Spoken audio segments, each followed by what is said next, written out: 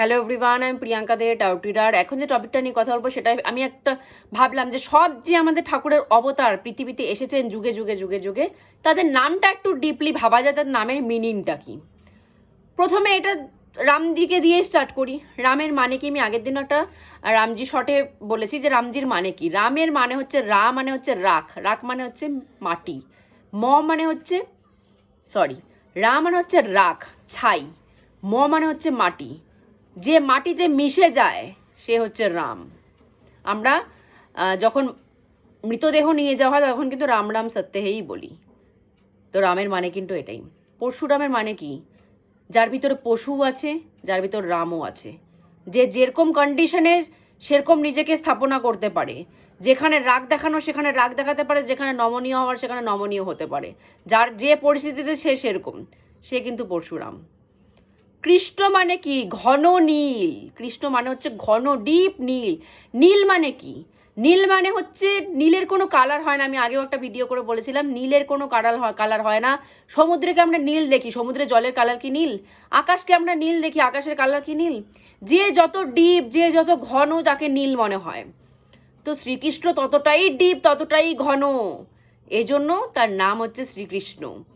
তার নামের মানে হচ্ছে ডিপ নীল। নীলের এক্স্যাক্টলি কোনো কালার হয় না, যে যত ঘন, যে যত ডিপ তাকে নীল মনে হয়। তো শ্রীকৃষ্ণ মানে কিন্তু এটা। তারপরে আসি হচ্ছে বুদ্ধদেব।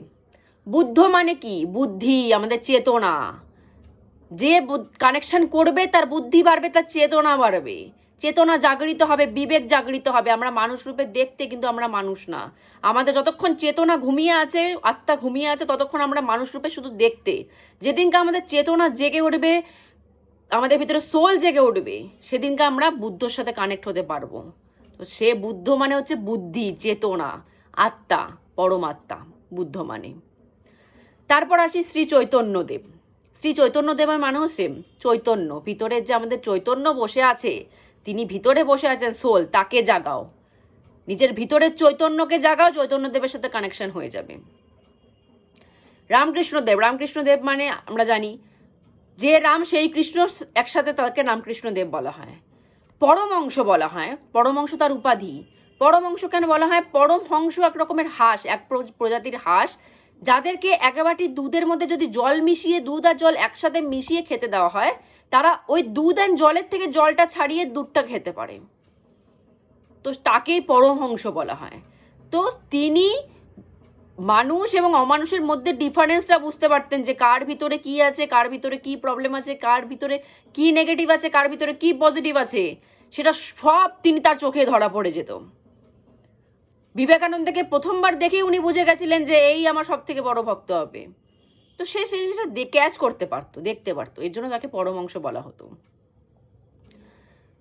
এবার আসি অনুকূল ঠাকুর। অনুকূল মানে কি? অনুকূল মানে হচ্ছে প্রতিকূলের বিপরীতে যে চলে। অনুকূল মানে হচ্ছে আমরা সোজা স্মুথলি রাস্তায় চলবো। অনুকূল, যেখানে কোনো প্রতিকূল, অনুকূল যাকে ধরলে পরে কোনো লাইফে কোনো প্রতিকূলতা আসবে না, কোনো বিপদ আসবে না, কোনো ঝড়ঝাপটা আসবে না, আসলেও সেটা কেটে যাবে, সে অনুকূল। তো ভাবলাম যে সবার নামের ডিটেলসটা একটু শেয়ার করি। আমি যতটুকু বুঝতে পেরেছি, সব অবতারকে যতটুকু বুঝতে পেরেছি, সবার সাথে একটু ডিটেলসে শেয়ার করি। কেমন লাগলো প্লিজ একটু সবাই কমেন্ট করে জানিও। তাহলে আমার এই কষ্ট করে ভিডিও করা, গলা ফাটিয়ে ভিডিও করাটা একটু সার্থক হবে, যদি তোমরা একটু কমেন্ট করে জানাও যে কেমন লাগছে, যেগুলো আমি নলেজগুলো দিচ্ছি তোমাদের সেগুলো কেমন মনে হচ্ছে, যদি একটু জানাও তাহলে ভালো লাগবে।